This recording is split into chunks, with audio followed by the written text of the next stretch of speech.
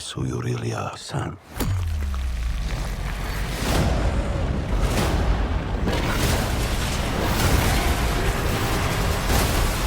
And you will become a legend. When the man comes around.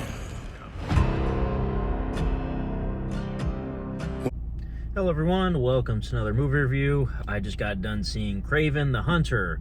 It's 1 a.m. right now, so I'm going to try to make this review really short. I've been up all day and I'm really tired. I went to kind of a late showing, so I was busy, so I wasn't able to see it early. But let me just say this. This movie has been getting scathing reviews, like really bad. Which really worried me, because obviously this series in particular is notorious for not having good movies. Of course, this is the Sony universe of Spider-Man characters that doesn't have Spider-Man, or whatever it's called. I always make that joke. Sony's Marvel universe of movies. And this apparently is the last one, actually. I didn't realize that. People have been reporting that the last couple days, saying they're not going to make any more, for now at least. I guess it's not official, but there's technically nothing being developed right now, so this could be the last one. And of course, if you guys have been following this movie, it did get delayed a couple times. I think it was supposed to come out like way earlier this year or something. I'm not sure, but they did release the first 8 minutes. You could watch it on YouTube for free or whatever. And I did watch the first 8 minutes a couple weeks ago, and I gotta say, it looked promising. The movie's rated R, which definitely helped. The Venom movies should have been rated R, but I get it. Studios don't like to take the risk, whatever. But this one did benefit from the R rating, so I appreciated that. And at the same time, I was thinking, okay, they released the first 8 minutes, it looked good, but was that the only good 8 minutes of the movie? And I'm here to inform you that's not true. But at the same time, this movie wasn't great, To me, this movie was just okay. Like, it was just totally okay. It is not one of the worst movies ever made. I've seen people saying that. And, at the beginning of the movie, I was there's a segment after the first 8 minutes where you kind of see the origin of Kraven, I guess, when he's younger. That whole segment of the movie, I didn't really like that part. I felt like it was very sloppily put together. I thought the effects looked terrible. Some of the acting wasn't great. It was just very, very sloppy. The rest of the movie was fine. It was okay. Nothing good, I'm not going to sit here and tell you this movie's good. It's just okay. But no, people saying this is one of the worst movies ever made, no, I completely disagree with that. This is not that bad. Now, I gotta say, too, the R rating. For this kind of character in this story, I'm glad they did that, because it's very bloody. There's a few F-bombs here and there. But Kraven and his nature, you kind of have to have the gore and the brutality, Now, me personally, I'm not too familiar with this character. I know he was recently in the Spider-Man 2 game. I haven't finished that. I started it. I've probably barely scratched the surface on that game. I kind of just sort of lost interest and did other things. But when I bought my PS5 last year, I 100%ed the first Spider-Man, and I 100%ed the Miles Morales spin-off game, just because I hadn't played them, and I had a PS5 and I was excited. I started Spider-Man 2, but like I said, I never even, I don't know what happened. I just kind of fell off. But I know Kraven's in that game. Now, I didn't really learn anything about the character, I didn't get that far, like I said. So this whole movie was I came in totally fresh, totally blind, essentially. I think I might have watched the trailer a couple months ago. I can't remember. But you do have Aaron Taylor Johnson playing Kraven. Now, I remember a couple years ago, or whenever it was they first announced he'd be playing him, I was just kind of like, okay, this is the third comic book character this guy's playing. Like, I feel like Marvel and superhero movies in general are just running out of actors at this point. You kind of have to have actors playing multiple heroes, like Michael Keaton playing Batman, playing the Vulture, So now Aaron Taylor Johnson played Kick-Ass, which, is not a Marvel movie technically. I think the comic book is an offshoot of Marvel or something like that. I don't know. And then, of course, he played Quicksilver in Age of Ultron. So now you have him playing Kraven the Hunter. It's like, Jesus Christ. But I get it, different universes, whatever. And I gotta say, he did a very good job. I actually really like him as an actor. Like, he was fantastic in Bullet Train, if you haven't seen Bullet Train. He did a great job. I kind of wish, though, he had more of an accent in the movie. I was watching Tyrone Magnus's review, and he said the same thing. He called the movie a piece of trash, but, you know, again, I don't agree with that. So, yeah, I thought maybe the accent would have helped, but maybe they didn't want to make it too similar to Quicksilver, because, of course, Quicksilver had the Sokovian accent. So, and I gotta say, too, Russell Crowe played the father of Kraven and his brother, you know. I thought Russell Crowe was very good in the movie. I thought, you know, he did a good job. He played an unlikable, despicable, you know, deadbeat dad, essentially. The movie's also a gangster movie, which I like that aspect, too. But the standout performance is the actor who played the Rhino. Now, this is in the trailer. I know, you know, some people might not know, I guess, but the Rhino is in the movie.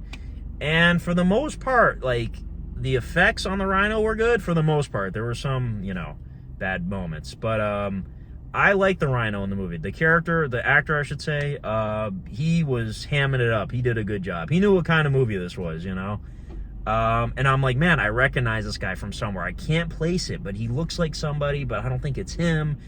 So it was actually Alessandro Nivola, I think that's how you say his name. He was in the Sopranos movie they made, which a lot of people didn't like that movie.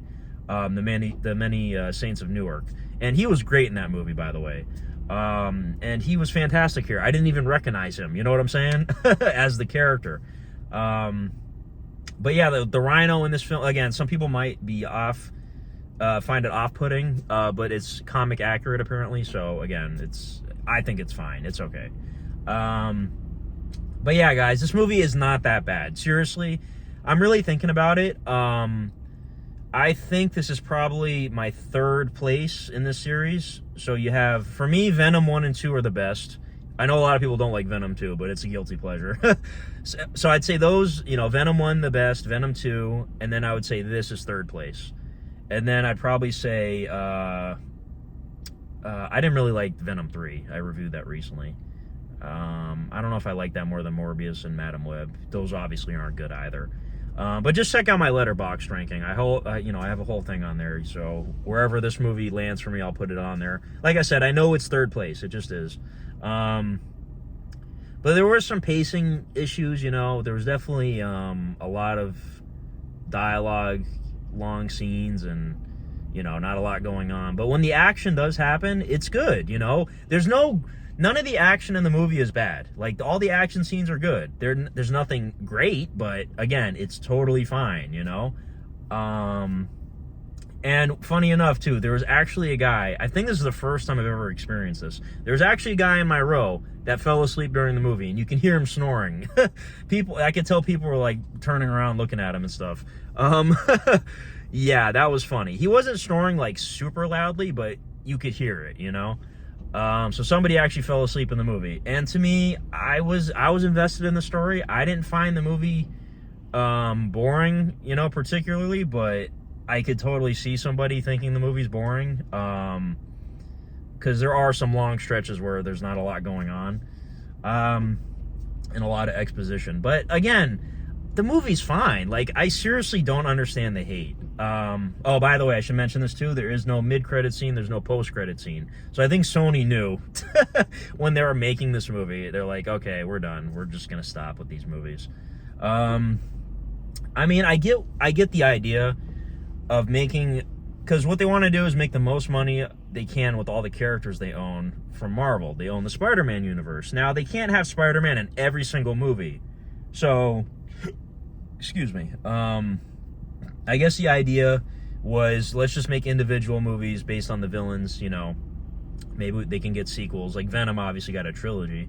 I understand the game plan. Like, I see what they're trying to do. Because, again, you can't just have Spider-Man in every single movie. How can we make a series of, I don't know, 10 movies, you know, not have to, you know, have somebody committed to being Spider-Man for all those movies? And I get it, you know.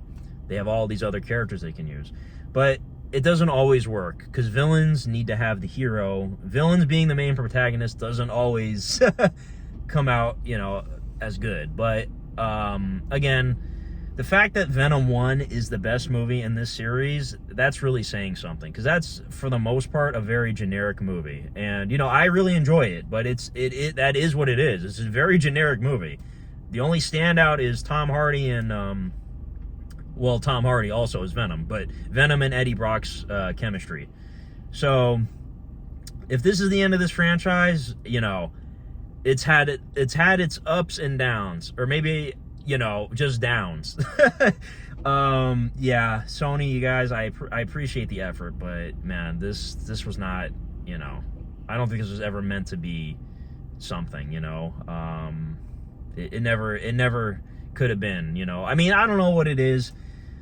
Like, how do you release movies like Madam Web and say, this is this is setting up things. This is gonna be a blockbuster hit. I don't really know. This movie overall, like Madam Web quality, you could see some of it here and there. Some of the effects looked pretty bad. Not all of the effects. And there was a lot of the ADR dubbing. These movies are notorious for that. Madam Web is probably the most ADR movie I've ever seen in my life. You could catch it in this movie. There's a lot of instances of it, and like I said, with the effects, sometimes the CGI is good, sometimes it's really bad, and you can see it. But like I said, overall, it was okay. It was totally fine. I'm probably going to give it a 7, which is very generous, but I'm a very generous reviewer. I'm giving it a 7 mainly because Aaron Taylor Johnson did a very good job, I think. I thought Russell Crowe did a very good job. I enjoyed the story for the most part. The action scenes were good, but nothing great. But yeah, that's really all I can praise about it. But definitely give it a chance. I feel like it's going to totally bomb at the box office because of all the bad reviews it's getting. But definitely check it out, though. Give it a shot, because Sony, they already threw in the towel, you know what I mean? So let them make some money back, But yeah, I don't know if there's anything else I wanted to mention. There are a few moments in the movie.